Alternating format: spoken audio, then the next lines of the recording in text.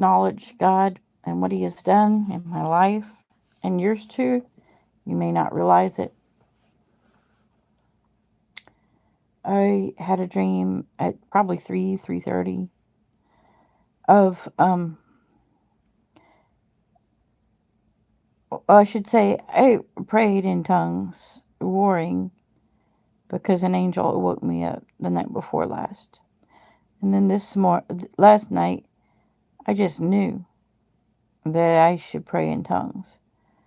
And so it's like I get the babies to sleep and then the angel wakes me up to pray. Well, I guess I finally fallen asleep and I started having this dream of I was having a dream of going from room to room, that I was uncomfortable, and that I was finding spiders, ticks, and snakes in every. Like I wanted to go take a shower in this one bathroom, and I was seeing my old bathroom where I have a tub and a shower. And I said, let's go and take a shower instead of a tub bath. And there was snakes in the shower. And the snake, one of these snakes, was a little bit more aggressive.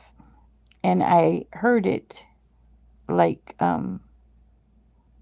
like through your mind, you know. I heard it speak to me, and he said that he was restless too, and his fangs were just jittery and uncomfortable. And if I would let him sink his fangs in me, that he felt like he would be a little bit more comfortable. Okay, so you could think that this is a totally an attack of a spiritual attack of an evil spirit, or you could think differently. Okay, so about that time, I felt something very small, butterfly like, touch my leg and land on it. And so I woke up kind of and I swept it. Oh, take that back. Right before that, before got to the waking part, I saw someone else that looked like she was in a lot of pain. And I think I was in my spirit and I was looking at my flesh part. And my being part was very uncomfortable. And it has been. It's been very uncomfortable. Last night especially. And she said to me, you know, this always happens right before birth. You know, weird things happen and you get uncomfortable.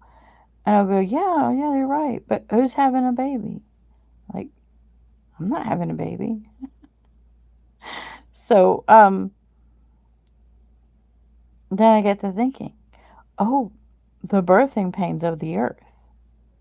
Then I thought back to the fact that the snake wanted to be close to me. And then about that time, they all the snakes wanted to be close to me in the vision. They were like drawn to me. And about that time, the little moth or butterfly landed on my leg in the middle of the night, right? So I sweep him off and jump. Well, I didn't jump startled. I kind of just moved forward, and then I felt like there was something in my hair, a crustacean, like, and I reached and tossed off a tree roach. And then I said, well, I better check on the baby. So I sit all the way up and turn around and start checking the bed for any more tree roaches. And I see one of those Macedonian hissing roaches, the big ones, 2.5 inches wide to 3 to 4 inches long. And he's backing up gently and going down into the dark abyss under the bed. And I'm going, am I seeing things or am I seeing a demon? Am I seeing a roach or am I seeing a demon? So I woke my son up, and but the thing is, I felt that roach even when I removed that other one. I felt that roach that really close to me. It's about on my neck. I could feel it. It was about this long, okay, and it was right up against me, but not biting me.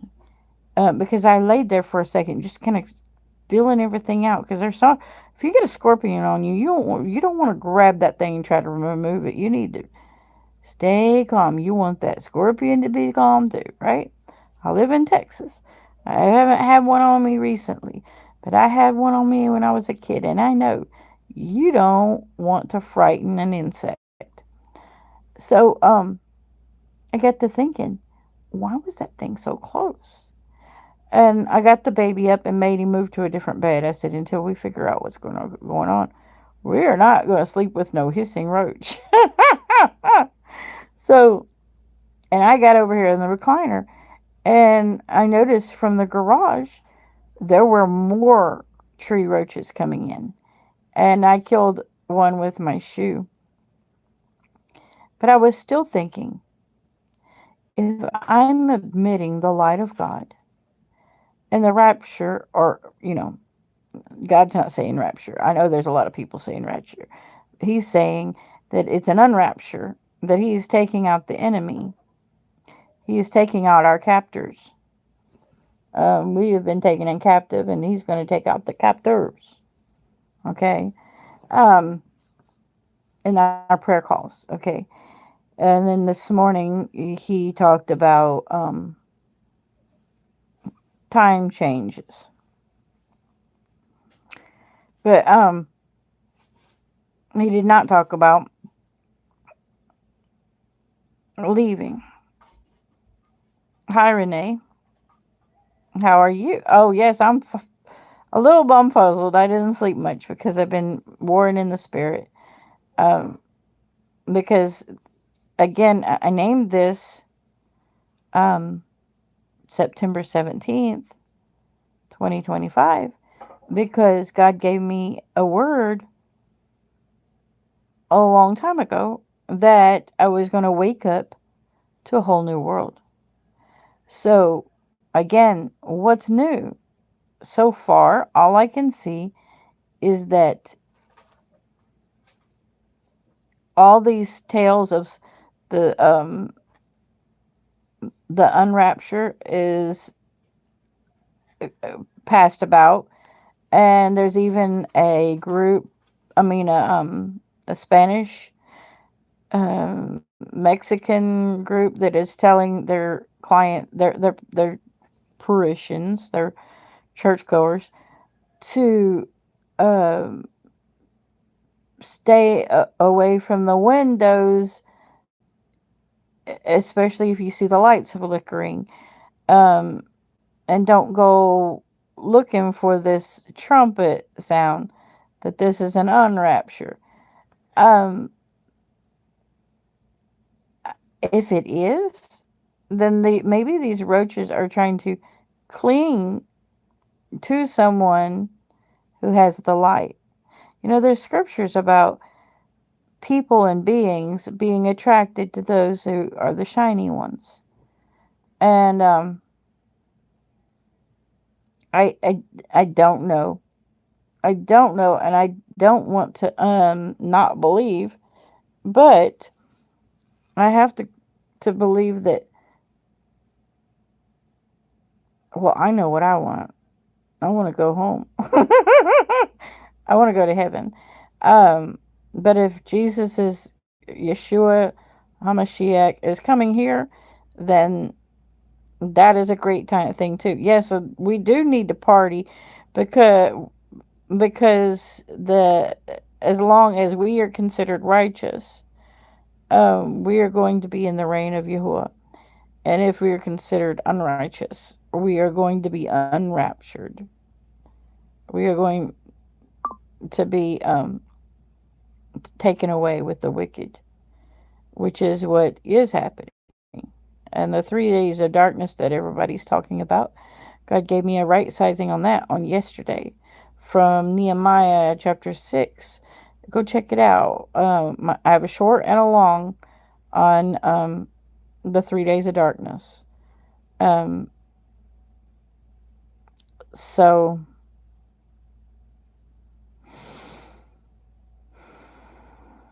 and so anyway, during the time we should not be afraid. And that's what I got from Nehemiah, that they tried to stop him from working. Our job is to continue to bring in souls until the Father comes. And to stop would be a disaster.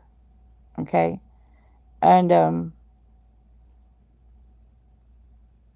I do want everyone to have resurrection power. So if you have not received the Holy Ghost yet since you believed, the Ruach HaKodesh, let me know and I will pray for you, with you, whatever.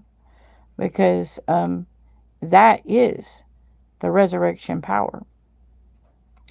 I have had some computer issues, laptop issues, so I'm having trouble getting all my prayer calls onto the YouTube as I usually do.